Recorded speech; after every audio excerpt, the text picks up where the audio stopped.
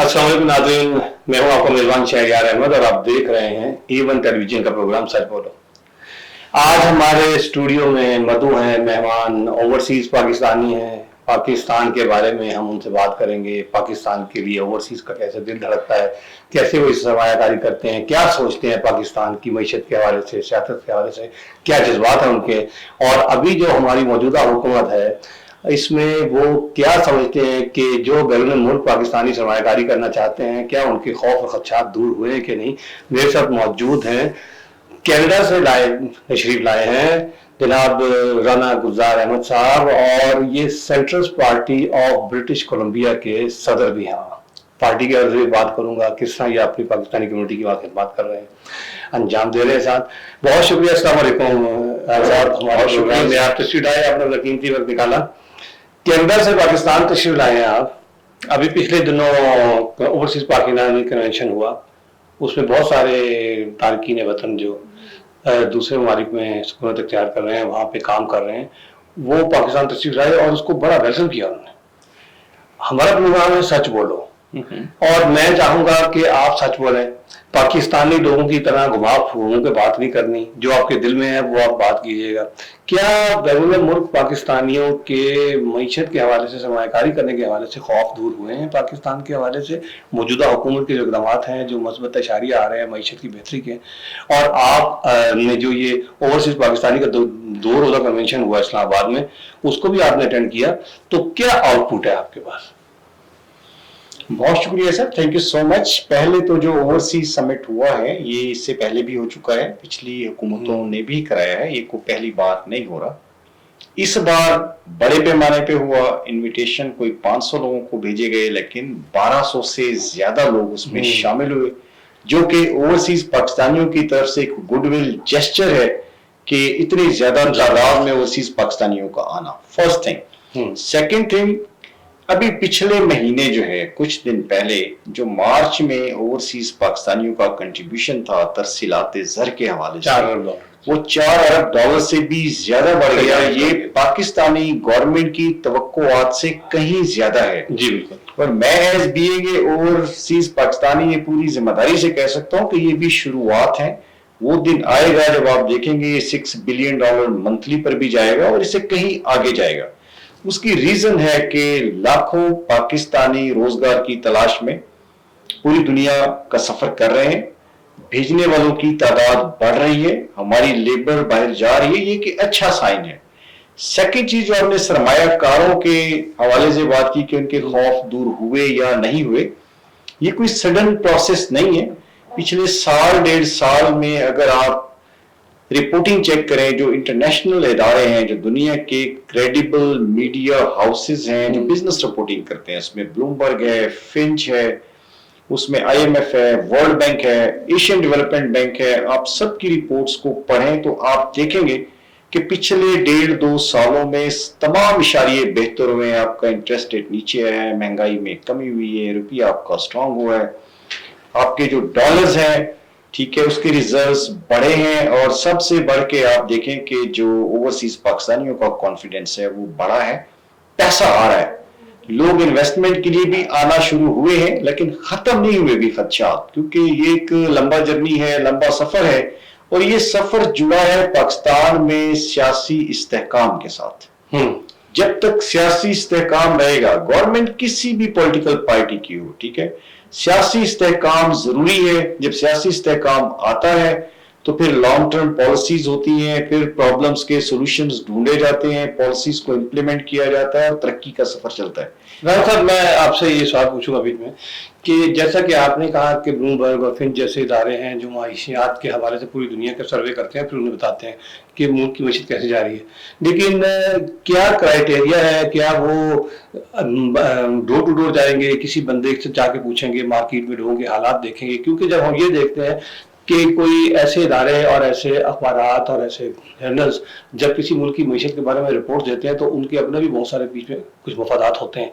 हमारा प्रोग्राम है जो कि सच बोलो, इसलिए मैं ये कहूँगा کہ اس سے پہلے بھی بہت ساری ایسی سٹوریز آتی رہی پچھلے دور حکومت میں بھی کہ ہماری معیشت جو ہے آسمانوں کو چھو رہی ہے، اسٹاک ایکسچینج نفسیاتی ہاتھ عبور کر گیا. لیکن جب ہم گراؤنڈ ریئلٹی بھی آتے ہیں ران صاحب، تو لوگوں کے پاس نہ بجلی کا بل دینے کو پیسے ہیں، نہ کچھ پرچیز کرنے کو پیسے ہیں، نہ گھر کے خرچہ ان کے کچن کا مینج ہوتا ہے. تو یہ کیا کرائیٹیریا ہے، اس حوالے سے آپ بات کیجیے گا. دیکھیے، پہلی بات یہ کہ مہنگائی کا طوفان پوری دنیا میں ہے. بلز پے کرنے کے لیے لوگ کینیڈا جیسے ملکوں میں بھی اسٹرگل کرتے ہیں. ٹھیک ہے، ہر معاشرے میں 30% لوگ فیلدی ریچ ہوتے ہیں، 70% لوگ اسٹرگلنگ موڈ میں ہوتے ہیں. کینیڈا سے لے کر پاکستان تک یہی کہانی ہے ہر ملک کی. آپ نے جو بات کی کیا کرائیٹیریا ہے، تو دیکھیں وہ ڈفرینٹ سورسز آف انفارمیشن ہوتے ہیں، وہ سرویز ہوتی ہیں، وہ ڈیٹاز ہوتے ہیں، وہ ڈفرینٹ کمپنیز جو ہیں ایکٹیولی کام کر رہی ہیں پاکستان میں، ڈائریکٹلی انڈائریکٹلی ان کی طرف سے ڈیٹا جاتا ہے ویکلی منتھلی. اسی کی بیسس پہ ٹرانسپیرنسی انٹرنیشنل ہے، دوسرے بڑے بڑے ادارے ہیں، وہ اپنی اپنی رپورٹس نہ صرف پاکستان بلکہ دنیا کے ہر ملک کے بارے میں مرتب کرتے ہیں. وہی ہمارے پاس ایک سورس ہے. ٹھیک ہے، پاکستان کے حوالے سے میں دریا کو کوزے میں کہہ کے بند کروں گا یہ کہہ کے کہ اگر آپ دیکھیں کہ آج سے ٹھیک 1.5 سال پہلے ڈیفالٹ کے نعرے لگتے تھے پاکستان میں، صبح ڈیفالٹ ہوئے، شام کو ڈیفالٹ ہوئے. جی، آج وہ ماحول نہیں ہے، چینج ہو گیا. جی، ہم قدرے بہتری کی طرف گئے ہیں، لیکن اس سے یہ مراد نہیں کہ کوئی معاشی انقلاب آ گیا، بٹ ہمارے جو اشاریے ہیں وہ پازیٹیو ہوئے ہیں، بہتر ہوئے ہیں. اس میں ملکی ادارے بھی اس کی بات کر رہے ہیں، انٹرنیشنل جتنے بھی کریڈیبل ادارے ہیں سب اس کی بات کر رہے ہیں. اگر یہ سفر جاری رہتا ہے اگلے 4 سے 5 سالوں میں آپ کو ایک بہتر پاکستان دیکھنے کو ملے گا. اچھا رانا گلزار صاحب، یہ بتائیے گا کہ جیسے کہ وزیر اعظم شہباز شریف صاحب نے اس کنونشن میں اعلان بھی کیا ہے کہ جو ان کو اعزازات سے بھی نوازا جائے گا، جو سرمایہ کاری کریں گے ان کے ساتھ ایک بڑا اچھا ان کو پروٹوکول اور VIP ٹریٹمنٹ بھی دیا جائے گا. ہم اکثر دیکھتے ہیں کہ جب بھی حکومتیں اس طرح کے کنونشنز کراتی ہیں، کانفرنسز کراتی ہیں، کنسورشیمز کو مدعو کرتی ہیں، تو اس طرح کے اعلانات تو کیے جاتے ہیں، اٹریکشن کے لیے بھی کیے جاتے ہیں. تو آپ کا چونکہ اس میں آپ ایک سرمایہ کاری کے نقطہ نظر بھی پاکستان تشریف لائیں، پھر آپ گوادر جائیں گے، پھر آپ پاکستان میں انویسٹمنٹ کے اپرچونیٹیز دیکھیں گے، تو کیا یہ جو اعلانات ہوتے ہیں اس میں بھی پھر بعد میں ہم دیکھتے ہیں کہ کوئی ریڈ ٹیپزم آ جاتا ہے، کوئی نیپوٹزم آتا ہے، فیورٹزم آ جاتا ہے، بہت سارے ایسے مسائل ہوتے ہیں. کبھی ون ونڈو آپریشن گورنمنٹ اعلان کرتی ہے سرمایہ کاروں کے لیے سہولیات. تو آپ سمجھتے ہیں کہ یہ سہولیات ملنے جا رہی ہیں، آپ کا کیا ویژن کیا کہتا ہے؟ دیکھیں، اب تک جو سچویشن ہے وہ یہ ہے کہ پہلی بات تو پاکستان میں ابھی تک وہ بوسیدہ نظام جو بیوروکریسی ہے، پٹوار خانے سے لے کر قانون گو تک، ٹھیک ہے، جو ہمارا سٹرکچر ہے، ڈھانچہ ہے، ابھی تک ان پرانی چیزوں پہ مشتمل ہے، جو کہ سب سے بڑی رکاوٹ ہے. ہمارے فارن کیا لوکل انویسٹر ہیں ان کی بھی راہ میں ایک بہت بڑی رکاوٹ ہے. ٹھیک ہے، یہ وہ چیزیں جو 3 سے 6 مہینے میں اگر کمٹمنٹ ہو سکتی ہیں، چیزیں ڈیجیٹلائز ہو سکتی ہیں. ٹھیک ہے، گرین جو ہے وہ ایسے چینل بن سکتے ہیں، ایسی ونڈوز بن سکتی ہیں ہر بڑے شہر میں. جو بھی اوورسیز پاکستانی آتا ہے یا اوورسیز سے کوئی بھی انویسٹر آتا ہے کسی بھی نیشنلٹی سے، اس کو اگر 1 ونڈو پر ساری فیسلٹیز ملے، اس کی کمپنی رجسٹریشن ہے، اس کے بینک اکاؤنٹس ہیں، اس کی انویسٹمنٹس ہیں، اگر اس کو 3 دن میں ایک ہی ونڈو پہ ایک ہی جگہ بیٹھ کے ملتا ہے تو پھر آپ دیکھیں گے کہ انویسٹمنٹ کرنے والوں کی لائن نہیں ٹوٹے گی.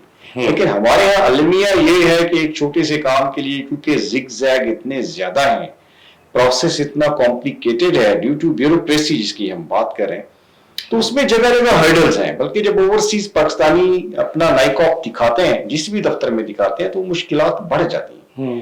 جہاں کوئی 2000 روپے مانگتا ہے وہاں وہ 20,000 روپے کا تقاضا کرتے ہیں کہ آپ تو کینیڈا سے ہیں. تو یہ وہ گراؤنڈ ریئلٹیز ہیں جس کو ایکسیپٹ کرنا چاہیے. اس میں بہتری کے لیے آپ کیا سجیسٹ کرتے ہیں حکمرانوں کو؟ وزیر اعظم صاحب کا جو ہے وہ ایک جذبہ ہے اور آرمی چیف بھی انوالو ہیں مکمل طور پر ملکی معیشت کو بہتر کرنے کے لیے، اور دل سے ہمیں پتہ لگ رہا ہے کہ دل سے کر رہے ہیں. تو آپ کیا مشورہ دیتے ہیں کہ کون سی ایسی چیزیں جو آپ سمجھتے ہیں، آپ کیونکہ سرمایہ کاری کر رہے ہیں، کریں گے اور آگے، آپ کوئی مشورہ دیجیے؟ سر، اس میں بیسٹ مشورہ جو میں دیکھتا ہوں، دیکھیں سیاست کا میں طالب علم ہوں، کہ ہمارے ہمسایہ ممالک چاہے بنگلہ دیش ہے، انڈیا ہے، ہمارا کمپیریزن انہی سے بنتا ہے. جی، ان ملکوں میں سیاسی استحکام آیا جب 15 سال 10 سال ایک ہی وزیر اعظم نے کنٹینیو کیا، تو جو पॉलिसीज थी वो कंप्लीट हुई, ठीक है ना, वो जो करना चाहते थे वो कर पाए। हमारे यहाँ जो अलमिया इससे बड़ा है वो हर 3 साल के बाद गवर्नमेंट का चेंज हो, पॉलिटिकल स्टेबिलिटी चाहिए जी। आज जो इनिशिएटिव्स लिए जा रहे हैं वो अगले 3 से 5 साल में अगर उसको मैच्योर होना है और 3 साल में अगर सियासी ढांचा ही पूरा गिर जाता है तो वो सारा काम अगेन जीरो पे। जाहिर है 2-3 साल में तो सारे MOUs जो हैं वो फाइनलाइज होते हैं, काम शुरू होता है, फाइलें बनती हैं, तो उस वक्त फिर काम जब स्टार्ट होने लगता है तो आप ये कह रहे हैं कि उस वक्त फिर हुकूमत चली जाती है। जी, तो मैं कहना सिर्फ ये चाह रहा हूँ कि गवर्नमेंट किसी भी पॉलिटिकल पार्टी की हो उसको 5 साल पूरे करवाइए, इलेक्शन फेयर एंड फ्री करवाइए। जब तसलसल होगा 5-5 साल पॉलिसीज का तो ये जो छोटे छोटे मसाइल हम जिन पे बात करें ये सारे न सिर्फ मिनिमाइज होंगे बल्कि ये खत्म होंगे, और ओवरसीज पाकिस्तानी इन्वेस्टर्स के लिए जो गवर्नमेंट्स करना चाह रही हैं वो कर पाएंगी और ये डूएबल है, ठीक है। हमने माजी में बहुत कुछ गलतियां की हैं लेकिन अब उनसे सीखा भी है, तो होपफुली फ्यूचर में उस तरह के एडवेंचर्स नहीं होंगे, और अगर एडवेंचर्स नहीं होते, सियासी इस्तेहकाम रहता है तो फिर जरूर जो है शॉर्ट टर्म में लॉन्ग टर्म में हम एक बेहतर पाकिस्तान देख पाएंगे अगले 3 से 5 सालों में। लेकिन पॉलिसीज का तसलसल वो बैकबोन है।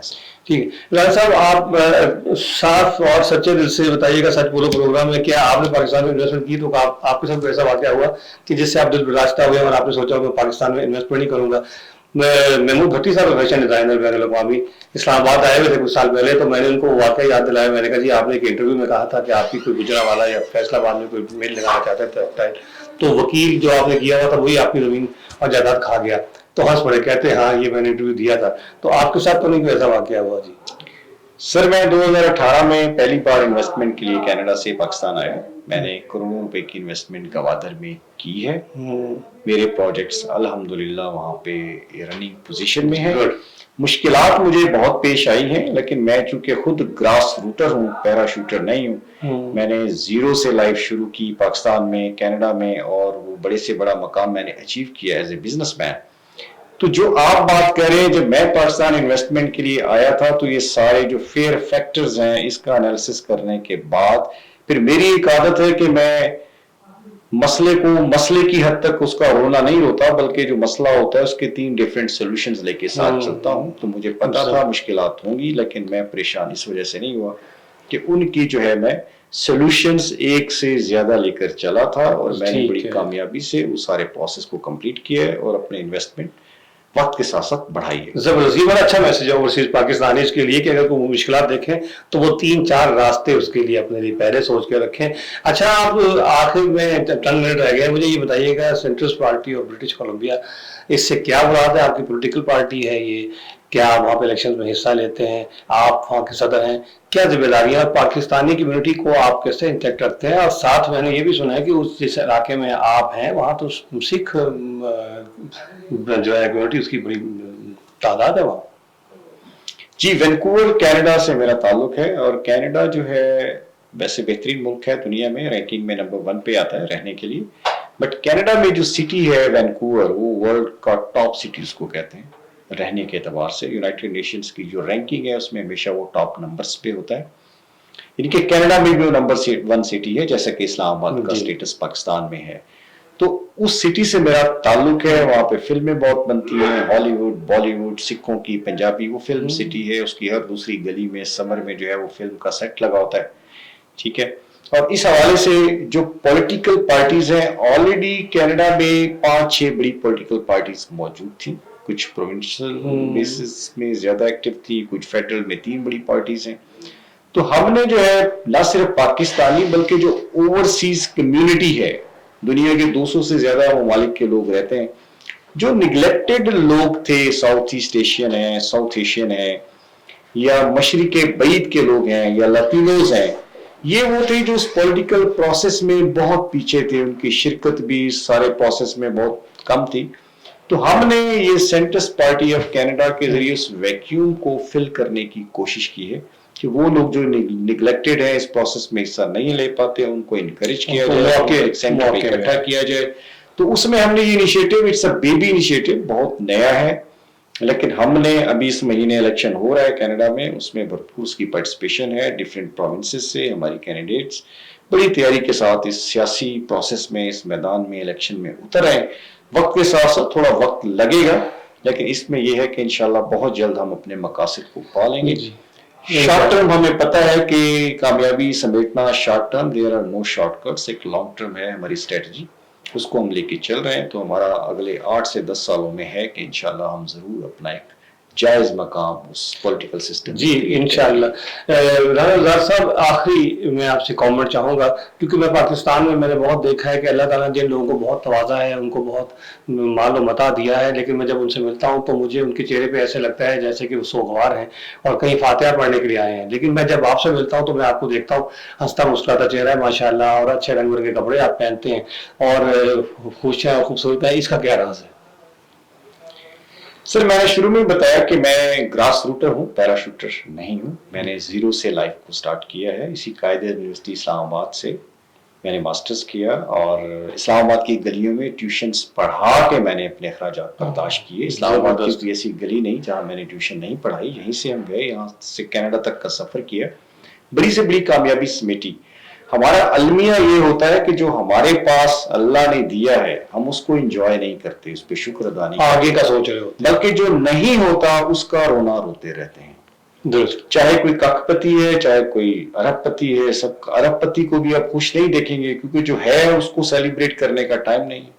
پاکستان میں اسپیشلی یہ رجحان ہے سر. جی، جو نہیں ہے آپ اس کا رونا روتے چلے جاتے ہیں. میں نے یہ دیکھا ہے کہ جو لوگ خوش ہیں، جن کے جھونپڑیوں سے ہنسنے کی آوازیں آتی ہیں، اگر کوئی خوش ہے تو وہ جھونپڑیوں میں بھی خوش ہے، کہکوں کی آوازیں آتی ہیں. جی ہاں. جو خوش نہیں ہے، آپ شاہی محل دیکھ لیں، آپ E11 کے بڑے بڑے بنگلوز میں چلے جائیں اسلام آباد، آپ کو رونے دھونے کی آواز، ماتم کا سما ہوتا ہے، ماتم، خاموشی، شہر خاموشاں لگے گا. سب سے اچھا میسج ہے جی رانا گلزار صاحب کا یہ کہ میں جب ان سے پہلے بھی ملا تھا تو میں بڑا متاثر ہوا تھا کہ ایسے لگتا ہے کہ اس دنیا میں صرف یہی ہیں اور بادشاہ سلامت ہے اور انجوائے کر رہے ہیں لائف کو، جبکہ ہم یہاں جب لوگوں سے ملتے ہیں تو ہر وقت دکھی اور منہ اترا ہوا ان کا اور افسردہ. ہر شام غریبہ لگتی ہے پاکستان میں. تو سب کے لیے یہ سب سے اچھا میسج ہے. میں بہت آپ کا شکر گزار ہوں، اپنی چینل کی طرف سے بھی آپ کو شکریہ ادا کرتا ہوں کہ آپ تشریف لائے. پھر کبھی پاکستان آئے تو ہمیں موقع دیجیے گا، ہم پھر اور بہت ساری ڈھیر ساری باتیں کریں گے جو آج نہیں کر سکے. ناظرین، آپ دیکھ رہے تھے پروگرام سچ بولو، A1 ٹیلی ویژن سے ہمیں اجازت دیجیے. اللہ حافظ.